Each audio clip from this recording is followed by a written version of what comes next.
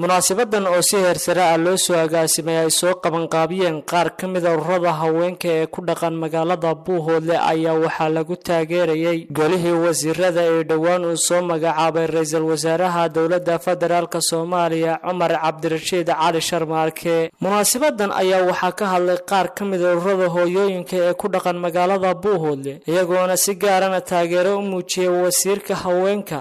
halkan waxaanu ka taageeraynaa dowladda federaalka ee uu madaxweynaha u yahay xasan sheekh maxamuud ra'iisul wasaarahana uu yahay Cumar Cabdirashiid Cali Sharmaarke.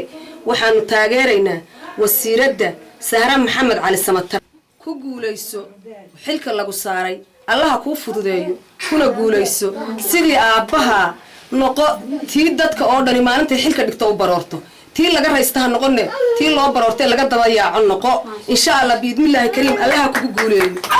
anagoo ah haweenka gobolka Cayn Sahra Maxamed Cali Samatar oo laga dhigay wasiirka haweenka wasaaradda federaalka Soomaaliya iyadoo madaxweynaha iyo dalka Soomaaliya waan taageernaa anagoo ah dhamaanta shacabka reer Buuhoodle gobolka Cayn. waxaan ka taageernaa wasiirka haweenka federaalka Soomaaliya Sahra Maxamed Cali Samatar iyo dhamaan wasiirada waxaan leeyahay xilkaaga ku fulan. waxaan halkan ka taageernaa marwada qaaliga ah wasiiradda Sahra Maxamed Cali Samatar waxaanu leenahay ilaahay xilkaaga in adeerha ku fududeeyo haddaanu nahay haweenka gobolka waxaanu ka baryaynaa in ilaahayga weyne waaxidka xilkaaga ku fududeeyo aabaha insha Allah biidmillah aad noqoto qofka loo taamay la jecel yahay la yiraahdo ilaahu mar labaad nagu soo celi.